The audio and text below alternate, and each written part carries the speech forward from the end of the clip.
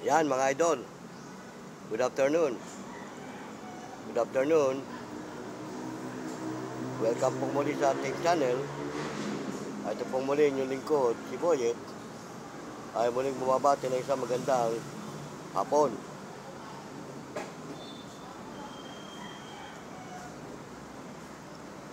Bago ang lahat mga idol, nais ko munang batiin ang ating mga subscriber dyan, ang ating mga follower, ngayon din ang ating mga viewer. Saan man kayong bansa naroon, sa mandupalop ng ating mundo, naway nasa mabuti tayong kalagayan hanggang sa mga oras na ito. At syempre mga idol, bago ang lahat, shoutout muna sa ating mga ibang mga bagong mga subscriber dyan, hindi sa ating mga bagong follower at sa mga viewer. Higit sa lahat sa ating mga mamamayan na sumusubaybay sa ating programa.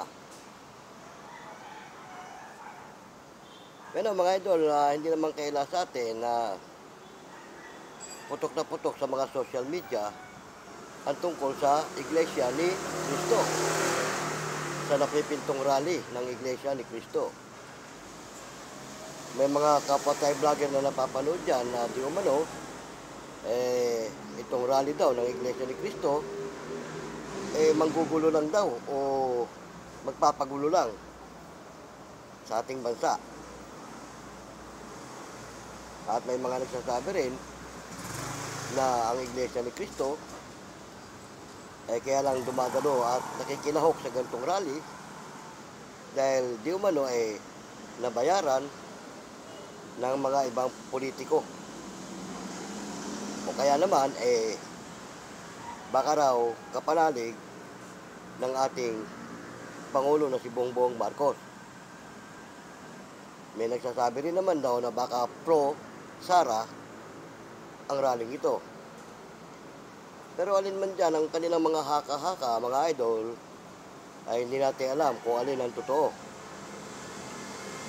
Pero mga idol, isa lang ang ating masasabi tungkol sa rally ng Iglesia ni Cristo. Kung matutuloy man ang rally ng Iglesia ni Cristo, ito ay peaceful rally. At kailanman ang Iglesia ni Cristo ay hindi pagbumulan ng kaguluhan. Alam niyo kung bakit? Ang Iglesia ni Cristo organisado. Oo. At ang bawat lokal na nasasakupan ng Iglesia ni Cristo ng kanilang pamamahala, detalyado ang mga ibinibigay na tagubilin. Walang labis, walang kulang. Kaya kung ano naging tagubilin, yun ang kanilang susundin. At yung haka-haka ng iba na di umano, ang Iglesia ni Cristo, baka mahaluan ng mga infiltrator na manggugulo. At may napakinggan tayong mga ibang kapwa natin vlogger na nagsasabi, nagbibigay ng babala na huwag niyong haluan ng kaguluhan ang mapayapang rally ng Iglesia ni Cristo. Salamat doon sa mga nag-a-advise ng ganon. Baka nga naman yung iba makikilahok, makikihalo, tapos magsisisigaw ng tungkol kay Bongbong, magsisisigaw ng tungkol kay Sara. Yan ang maaaring pagmulan ng gulo. Pero sa Iglesia ni Cristo, walang babanggit ng kung sino paman. Basta ang kanila, peaceful rally lang, tahimik. Kung anong tagubilin, yun lang. Kaya kung may mapapahalo dyan at magpapanggap na Iglesia ni Cristo para manggulo, ako mismo mga idol, sinasabi ko, huwag nyo nang tangkain kasi mabibigo lang kayo. Dahil unang-una, may sariling line-up ang Iglesia ni Cristo. May mga kanya-kanyang lokal na panggagalingan ang bawat miyembro. At ang bawat lokal na miyembro ng Iglesia ni Cristo may kanya-kanyang destinasyon kung saan sila naka-assign. Yan mga idol. Baka hindi nyo alam yan, basta na lang kayo lalahok, sasali. Ang mga iskan na nangangalaga sa kapayapaan at katahimikan, kaayusan ng Iglesia ng bawat lokal hindi nila kayo papayagang makihalo sa kanilang lokal. Yan mga idol ang masasabi ko. Kaya yung inaalala ng iba na baka magkagulo, may makikihalo, infiltrator, pagmumula ng gulo, hindi yan papayagan ng bawat iskan ng mga lokal na dadalo. At ang bawat lokal, anuman lokal na, sa aman lokal galing yan, nagkakaintindihan ang Iglesia ni Cristo sa kanilang simbolo. Kaya walang dapat ikabahala ang sinuman ng Iglesia ni Cristo pagmumula ng gulo.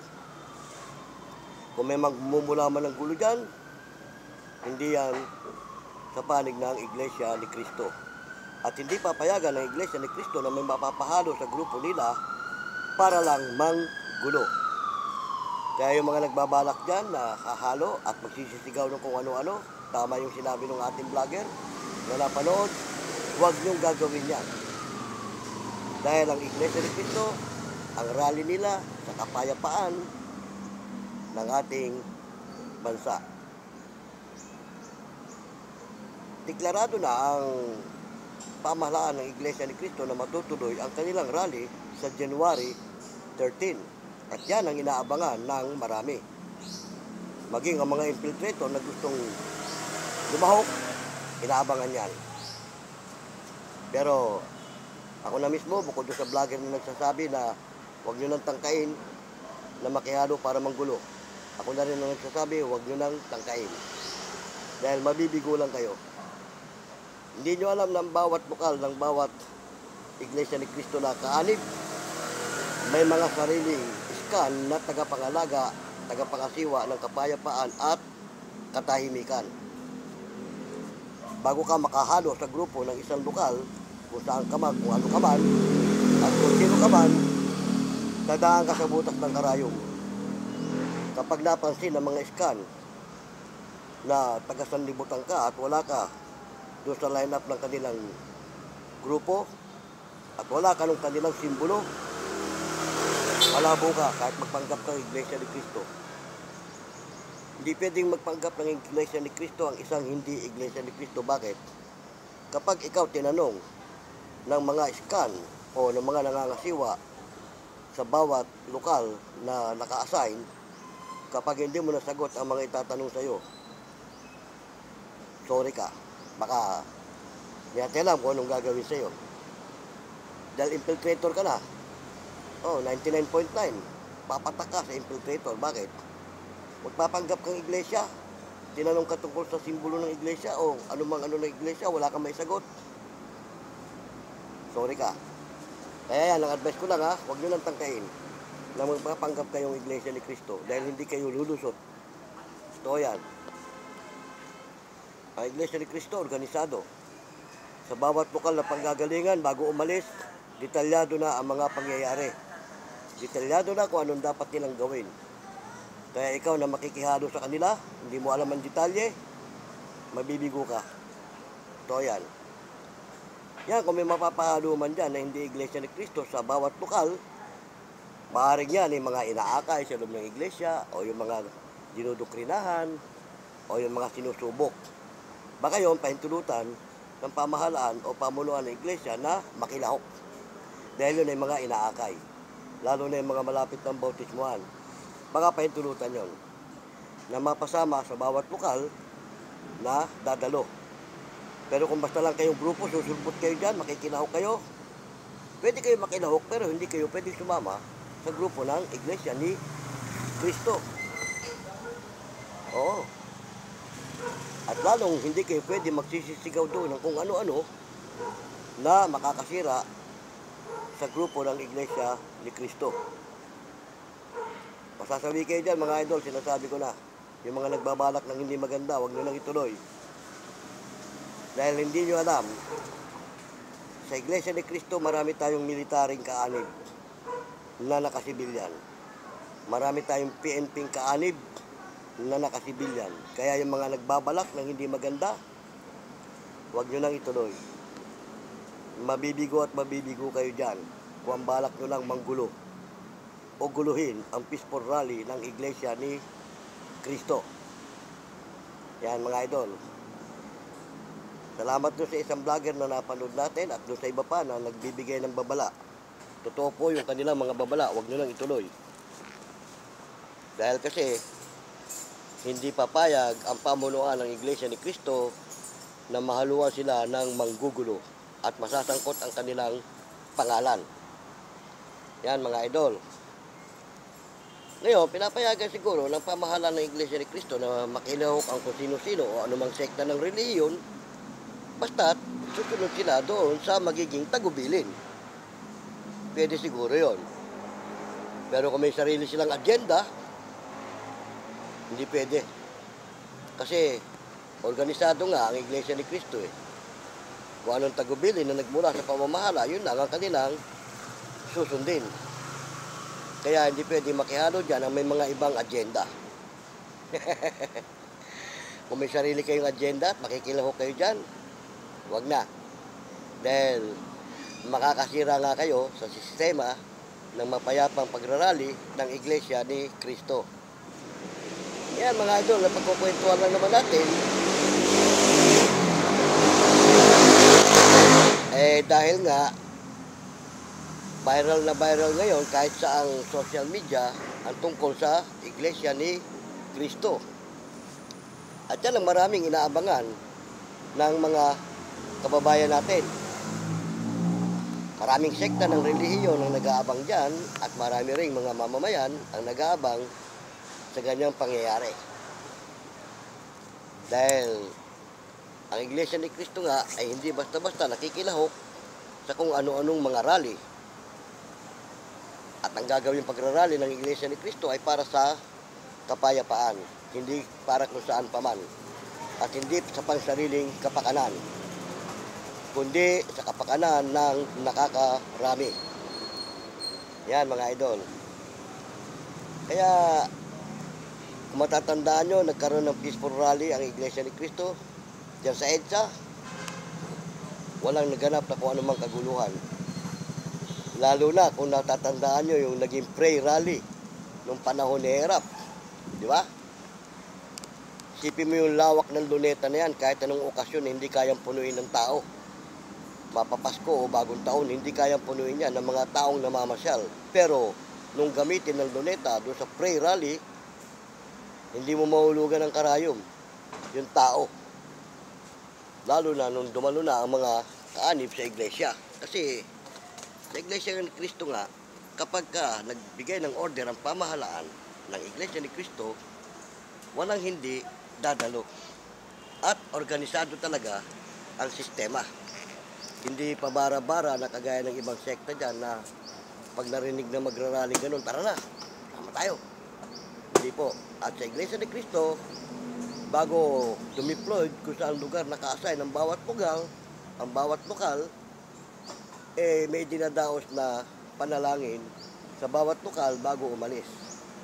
Kaya mula sa lokal na panggagalingan yan, may basbas at patnubay ng ating Panginoong Diyos dahil nga may dinadaos na panalangin bago pumunta sa bawat destinasyon na kanilang pupuntahan. Ganon mga idol ang sistema ng Iglesia ni Cristo sa tuwing magdadaos ng anumang okasyon.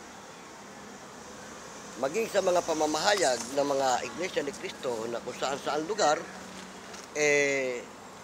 nagdadaos ng panalangin bago tumungo ang bawat kapatid sa lokal o sa lugar na pagdarausan. Yan mga idol yung mga kapwa nating vlogger dyan na naghahayag ng tungkol sa Iglesia ni Cristo, kung may mga nasasagap man silang mga balita o kung ano-ano, hindi natin sila masisisi kung anong masagap nilang balita. Dahil vlogger sila yun ang ihahayag nila. Pero isa lang masasabi ko, ang tunay na pangyayari sa kaganapan ng Iglesia ni Cristo, peaceful rally. Walang iba pa, kung ano pa man. Yan. Kaya doon sa mga nagtatangka, uulitin ko, mga nagtatangka ng gulo, huwag na po ninyong tangkain. Dahil mabibigo kayo sa mga iskan ng Iglesia ni Cristo na siya nangangasiwa ng kapayapaan at kaayusan, hindi na kayo papasa sa kanila. Kapag sinuri nila kayo at inuri ang sistema ng grupo ninyo na gustong makihalo sa grupo nila. At saka kasi mga idol, ang bawat lokal ng Iglesia ni Cristo may kanya-kanyang destinasyon na kung saan sila naka-assign. Kung ang mga lokal na yan dyan naka-assign, hindi pwedeng mahaluan ng iba.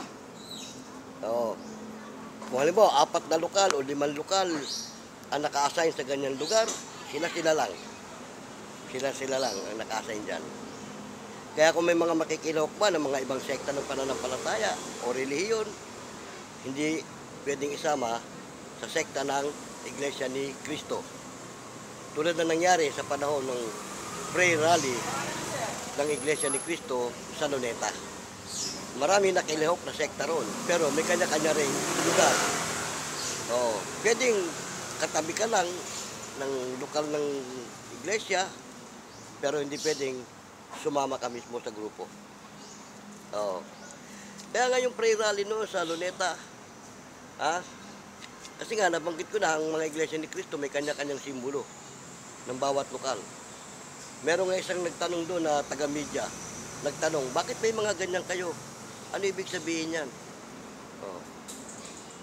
Diyan nagkakakilalanan ang bawat lokal ng iglesia ni Cristo. At diyan nalalaman kung iglesia ka nga. At wag nyo tatangkain gayahin yung simbolo dahil mabibigo kayo, diba? Maglagay man kayo ng simbolo na kagaya ng nakikita nyo sa iglesia at ginaya nyo. Kapag nasuri kayo at naano kayo ng mga scan ng iglesia, may peligro kayo dyan. Kaya yan lang ang ating masasabi mga idol sa ating mga kababayan, sa ating mga viewers, sa ating mga subscribers dyan na nag-aantabay din sa sistema ng rally sa Iglesia ni Cristo. Pero kung may mga katanungan kayo mga idol tungkol sa sistema ng ating pinagkukwentuhan o pinag-uusapan, lagay nyo lang dyan sa comment section para matalakay natin sa mga susunod nating video. At kung meron kayong mga comment, lagay nyo rin dyan. Para naman, patalakay din natin sa mga susunod nating video. Okay na salamat na marami sa may sandali nitong ating kwentuhan at sinamahan nyo ako. Ito pong muli ang inyong lingkod, si Boyet ng Vlogs TV, ay pansamantalang nagpapaalam upang sa susunod natin mga video ay muli tayo magkasama-sama. Pero for the meantime, pansamantala tayo muna mag-iwa-iwalay at salamat ng marami sa inyo. Shoutout na palang muli sa ating mga subscriber dyan, sa ating mga viewer, gayon din sa ating mga follower. At syempre naman idol, kung bago ka pa sa channel natin ito, huwag mo naman kalimutan mag-subscribe at pumindot ng ating bell button para naman lagi ka ring updated sa ating mga video. Okay na hanggang sa muli, paalam!